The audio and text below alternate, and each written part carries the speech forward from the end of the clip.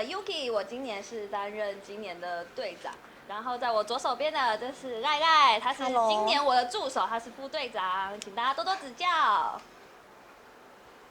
那么接任队长压力会不会很大？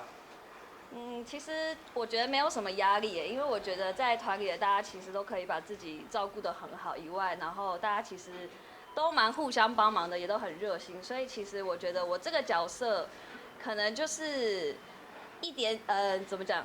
我觉得我的压力不会很大啦，因为我真的觉得大家都很优秀，然后都很棒。那可能就是在新人的部分，就是要多帮助他们一点而已。对，那其他人的部分我是不怎么担心的。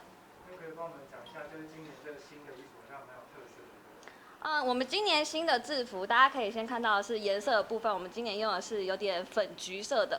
那这是跟我们之前以往的颜色有点不太一样，之前可能都是鲜艳的橘色这样。那今年还有再多加金色的部分，是因为我们的球衣的部分有多加金色，所以在我们女孩的制服上面就有多加金色的部分。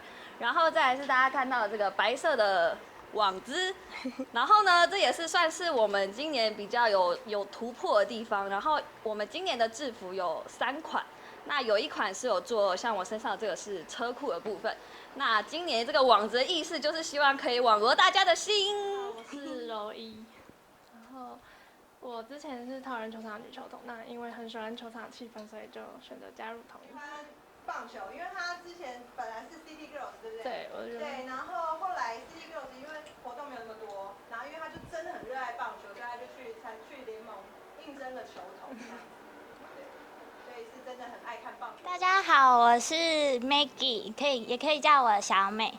然后本身因为很热爱跳舞，然后也是台南人，所以台南又是统一又是台南的骄傲，所以我很荣幸这次能加入 Uni Girls。大家好，我是妙妙，然后我算是台东人，因为我从小就是在台东长大，但是我阿嬷家在台南，然后从小会看棒球，然后刚刚好又是同一师的球迷，所以之后就加入同一师当啦啦队。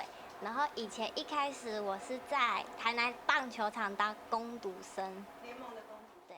Hello， 大家好，我是斐琪，也可以叫我飞。然后我本身专长是舞蹈，舞蹈大概学了有7、8年。然后，我本身也是很喜欢运动，所以这次来啦啦队，其实很小以前就有想要当啦啦队员，所以其实这次加入啦啦队，我觉得还蛮兴奋。小小的头衔就是刚刚传给我看的那个什么庄敬校花。校